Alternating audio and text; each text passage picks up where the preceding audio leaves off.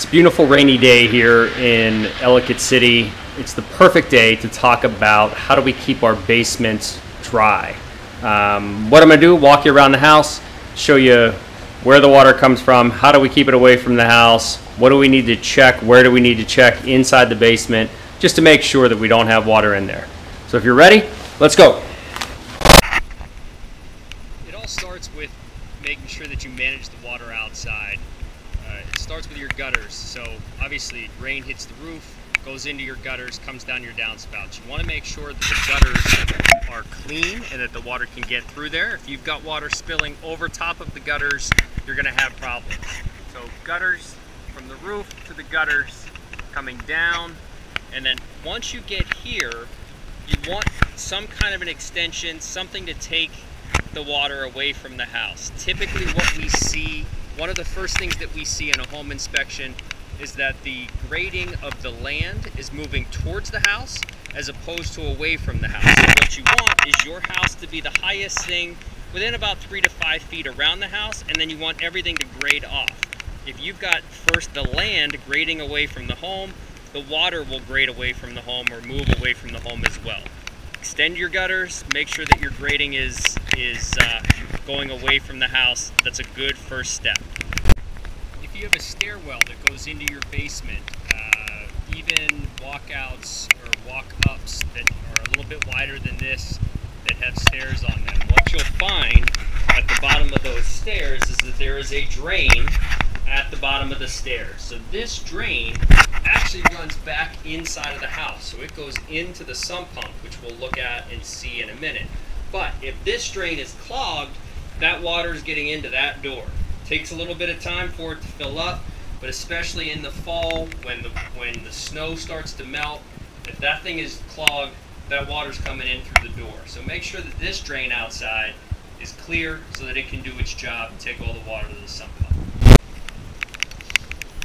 If you've got a sump pump, which most houses here in the area do, you're going to have a pipe like this coming out of the side of your house. Mostly it's in the side, sometimes in the back. What's happening here, the sump pump is filling up inside, it's ejecting the water, it's coming out of this pump. Now mine goes into the ground, shoots out into the yard. A lot of times what we see is this pump just ends right here and is dumping water into the ground right back onto the foundation. Well, that doesn't make any sense, because you're just adding to the moisture issues on the foundation. You want to get it away from the foundation as much as you can.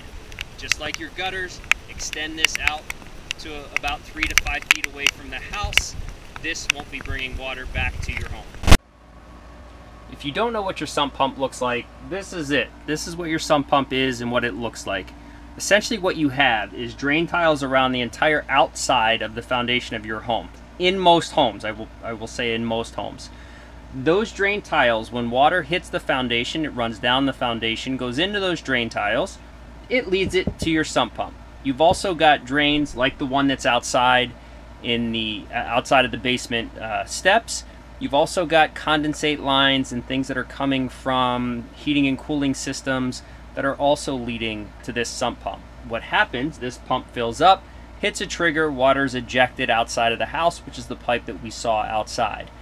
There are a couple of different ways, it just shot on. There are a couple of different ways to test your sump pump. One, sit down here in a rainy day, see if it turns on.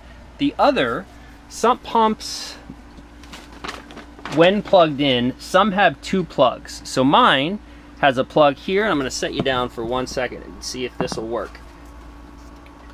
2 plugs. So I've got one here, I've got one here. This goes directly to the pump. If I plug this in without the first one, it will turn on automatically. And I know that my pump is working. This is the trigger. So this is the ball down there that floats up, that hits the trigger, that then turns on the pump. This doesn't matter so much, but if you have to, plug the pump in, see if it works. Obviously, if it's not working, you may want to contact a plumber, get somebody out here, just make sure it works. Because if this fills up and the sump pump is not working, again, that's where most of your moisture is going to come in. We're here in a corner of the basement. Reason I'm in the corner of the basement, most of the time, if water's going to come into the house, It's coming in the corners. That's where your downspouts are. That's where the majority of the water that's hitting your roof and coming off of your roof is heading.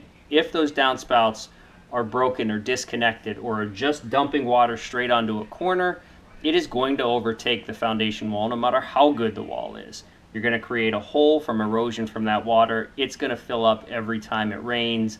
That is going to sit on the foundation wall, and over time will create a problem. So if you are going to find moisture, most of the time you are going to find it in the corners of your basement, not necessarily in the middle of a wall somewhere. That is probably a leak inside of the house.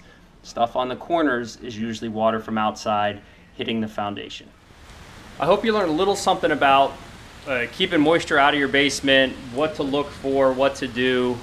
Ultimately, before you call a waterproofing company to come in and waterproof or jackhammer and put in French drains, look around the house. Sometimes it's as simple as a gutter that's disconnected, or as simple as grading that's going back towards your house.